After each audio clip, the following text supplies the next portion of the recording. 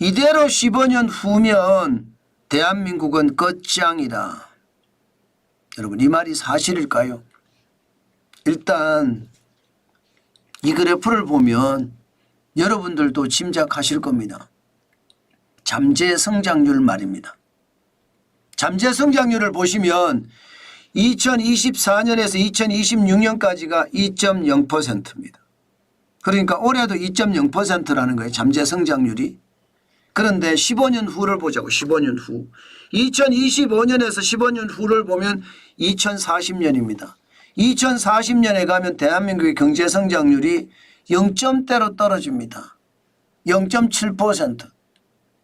그러니까 대한민국이 한 단계 더 도약하기 위해서는 이제 15년 남았다는 뜻인가요? 15년 안에 우리가 개혁하지 못하면요, 대한민국은 끝장난다는 뜻으로도 해석할 수 있습니다. 여러분도 알다시피 15년이란 시간 이거 한기입니다. 금방입니다. 제가 유튜브 한 지 벌써 5년이 넘었습니다. 5년이. 엊그저께 갔거든요. 그런데 벌써 5년이 넘었어요. 잠재 성장률 이게 0점대로 떨어지는 기간까지가 15년 남았는데 15년 쉽게 말하면 후딱 갑니다. 그 후딱 시간이 가는 시간 동안 대한민국이 개혁을 하지 못한다면 최악의 시나리오를 맞을 수도 있다는 뜻이에요. 자, 그러면 생각을 해보자고요. 잠재 성장률을 구성하는 요소가 자본의 요소가 있고요. 그죠? 노동의 요소가 있고 총 요소 생산성이 있습니다. 뭐 자본의 요소는요, 앞으로도 우리만 잘하면 언제든지 유치할 수 있고 대한민국도 외환 보유액이 4,153억 달러 정도 되니까 뭐 자본의 요소는 뭐 방법이 있다고 치자고요. 그런데 이 노동의 요소가 문제인 노동의 요소가. 노동의 요소가 계속 만들어져야 되거든요. 여러분 알다시피 노동의 요소가 만들어지지 못하면 최악의 시나리오를 쓸 수가 있거든요. 이거 한번 보세요. 점점 늙어가고 있습니다. 65세 이상 주민등록 인구 비중이 여러분 20%까지 갔어요. 20%. 20%면요 여러분 초고령화 사회라고 이야기할 수 있습니다. 전체 인구 중에 14% 이상이면 고령 사회라고 하거든요. 20% 이상이면 초고령 사회라고 합니다. 그러니까 65세 이상 인구가 5,100만 인구 중에 1,024만 5천 명이라는 뜻이에요. 1,224만 5천 명. 굉장하죠? 엄청납니다. 예. 이러면 여러분 노동의 요소 중에 고령화가 더 빨리 진행이 된다는 뜻인가요? 고령화가 빨리 간다는 뜻입니다. 이게 다른 나라의 속도보다 훨씬 빠릅니다. 여러분 2008년만까지만 하더라도 491만 1000명이었거든요. 이 491만 1000명이 2024년 12월 23일 기준으로 1024만 5천명. 난리도 아니죠. 2배가 훨씬 넘어섰습니다. 문제는 고령화가 빨라지면은 출산율이라도 늘어나야 되거든요. 이게 노동의 요소의 핵심이니까. 출산율이라도 늘어나야 되는데 출산율은 세계 최저입니다. 2023년 기준은 0.7이고요. 2024년 2분기 기준까지 0.71이었습니다. 0.71. 물론 2024년에는 작년에 0.72보다는 늘어난다고 합니다. 늘어나는 게 0.73이나 0.74가 되겠죠. 뭐 갑자기 0.84가 되고 0점이 아니라 1.24가 되고 이렇게 되지는 않을 거예요. 늘어나긴 늘어날 겁니다. 그렇지만 저출산은 세계적으로 충격이죠.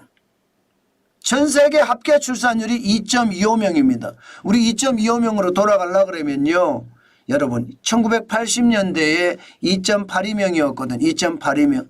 그러니까 적어도 말입니다. 1990년대는 1.57명이에요. 그러면 적어도 1984년 5년대로 돌아가야 된다는 이야기잖아. 불가능한 숫자죠. 다시 말해서 합계 출산율이 세계 합계 출산율도 못 따라갈 뿐만 아니라 OECD 평균이라고 하는 선진국의 평균이라고 하는 1.59도 못 따라갑니다. 그만큼 말입니다. 출산율이 굉장히 낮아요. 그런데 여러분 이 출산율 이렇게 낮잖아요. 엄청나죠. 그런데 많이 늙어갑니다. 그러면 노동의 요소가 어떻게 될까요? 노동의 요소가 박살이 날 겁니다. 여러분 한 해에 출생아 수가 23만까지 떨어졌습니다. 23만까지. 게다가 2024년 1월에서 10월까지는 평균이 20만 명이에요. 이게 1970년대만 하더라도 101만 명이었거든요. 한 해. 한 해 101만 명. 1992년에도 73만 명이었습니다. 2000년에도 64만 명이에요. 지금 20만 명, 23만 명, 24만 명. 충격적인 숫자죠. 여러분이 생각을 해보세요. 20만 명이 떨어진 이후로 지금 우리가 생각을 하면 2020년에 27만 3천 명까지 떨어졌죠. 20만 명이 깨진 숫자거든요. 20만 명이 깨진 이 친구들이 성인이 되는 시기를 생각을 해보세요. 성인이 되는 시기. 그러면 1940년이면 20살, 21살이 되죠. 성인이 되는 시기입니다. 이들이 성인이 되는 시기. 그러면 1940년부터 시작을 해서 2020년에 태어난 친구들이 성인이 되면서 뭐 계속해서 이제 사회로 진출할 거예요. 그런데 나갈 사람이 없어요. 나갈 사람이. 고령화는 계속 지속이 되는데. 그러면 어떻게 될까요? 대한민국의 남은 골든타임은 어떻게 생각을 하면 2040년에 왕창 무너진다는 뜻이에요. 충격적인 숫자죠. 저는 그게 앞으로도 굉장히 충격적인 숫자가 될 거라고 생각은 합니다. 그만큼 말입니다. 지금 우리 경제뿐만 아니죠. 우리 국가 전체에 아주 충격적인 요소가 시장에서 계속 꿈틀댄다는 뜻이에요. 게다가 여러분 총요소 생산성은 생각은 해보자고요. 총요소 생산성. 총요소 생산성 말이 총요소 생산성 하니까 어렵지만요. 내용을 이게 들여다보면 기업의 혁신이라고 생각하면 돼요. 생산성을 높이는 일을 총요소 생산성이라고 생각을 하면 됩니다. 여러분 알다시피 생산성을 높이는 요소는 진짜 많죠. 진짜 많습니다. 뭐 단순하게 기업의 생산성을 높이는 것도 저는 굉장히 중요한 요소라고 생각은 하고요. 단순하게 여러분 생산성을 높이는 것도 저는 굉장히 중요한 요소라고 생각은 하거든요. 그런데 진짜 중요한 것은요. 진짜 중요한 것은 기업의 혁신이라는 게 분명히 일어나야 되거든요. 그런데 이게 심상치 않습니다. 이게 심상치 않아요. 총요소 생산성을 올리는 게 심상치 않다는 거예요. 여러분도 알다시피 인건비는 너무 많이 올라갔죠. 그런데 생산성은 개선이 안 되고요. 2022년 기준으로 대한민국은 OECD 38개 국가 중에 29위예요. 최악이죠. 시간당 43.1달러입니다. 아일랜드가 시간당 113.6달러의 생산성을 유지하는데 대한민국은 43.2달러. 뭐 어떻게 따지면 이게 3분의 1 약간 넘는 수준이죠. 총요소 생산성이 안 올라간다는 뜻이에요. 게다가 총요소 생산성에는 기업가의 어떤 도전정신 이런 것들도 들어가거든요. 여러분 알다시피 요즘 기업가 창업 안 하려고 합니다. 왜? 인건비 감당 못합니다. 최저임금이 워낙 많이 올랐고 주 52시간제 때문에 쇠고랑 찰까 봐 겁이 나서도 못해요.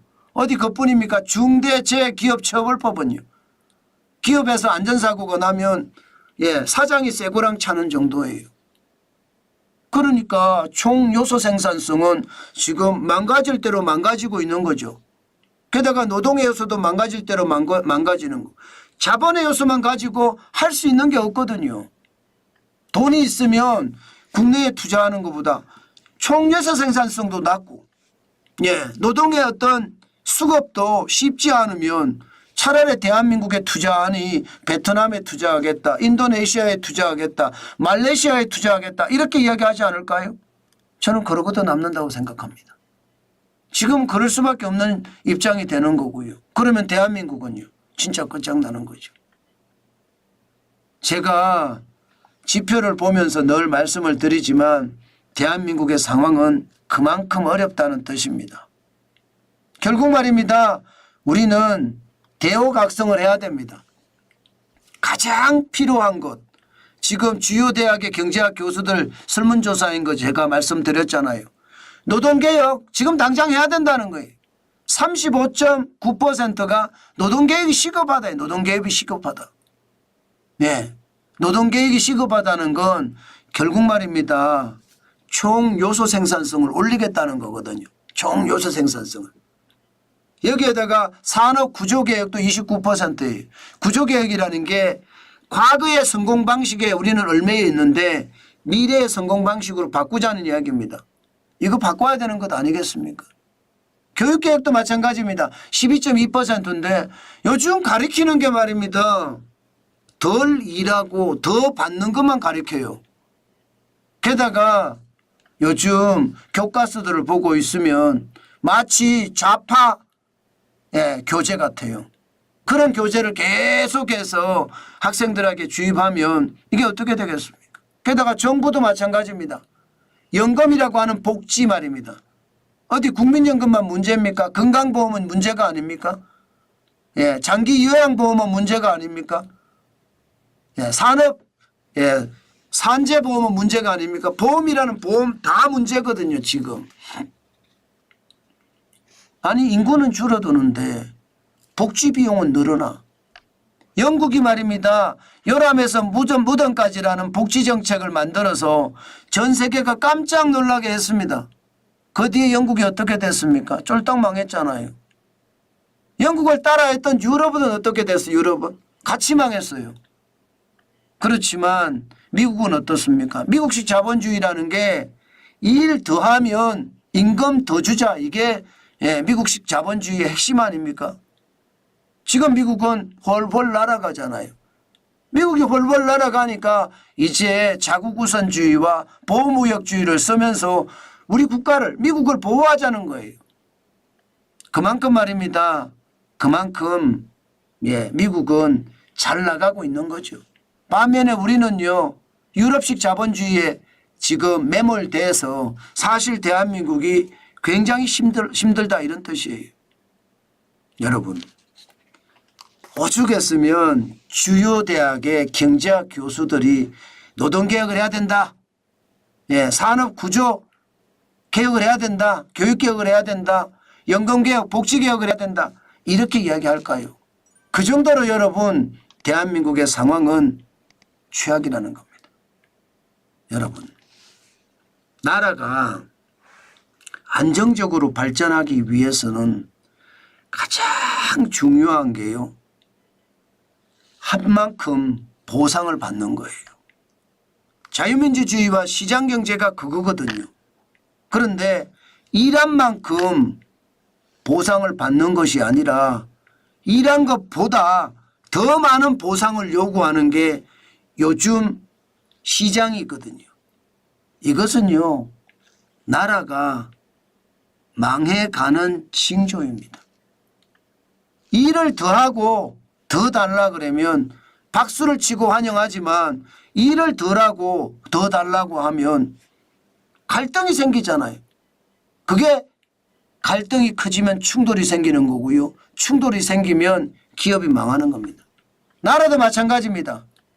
나라도 내 욕심만 바라고 권력만 찾겠다고 생각을 하면 나라는 점점 어려워질 거예요.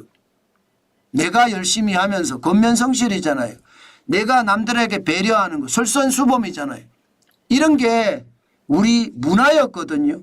그 문화가 지금 무너지니까 나라도 위기로 빠진다 이런 생각을 하게 되는 겁니다. 지금 그 어느 것보다 절실한 거는요. 대한민국 본래의 부지런함을 찾아야 합니다. 그 부지런함을 찾지 못하면 대한민국은 점점 더 구렁텅이로 빠질 거예요. 그리스요? 당연히 닮아갈 거고요. 이탈리아나 스페인이나 포르투갈을 닮아가고 있는 중입니다. 이러다가 최악으로 무너지는 아르헨티나를 닮아간다. 베네수엘을 닮아간다. 저는 당연히 있을 수 있다고 생각을 합니다. 그래서 제가 대한민국은 끝장난다는 표현을 한 겁니다. 그만큼 지금 시장은 우리 경제는 최악의 어떤 상황으로 점점 달려가고 있다. 그것도 가속도를 더 내고 있다. 이 말 틀린 말이 아닙니다. 전망도 아니고 우려도 아니에요.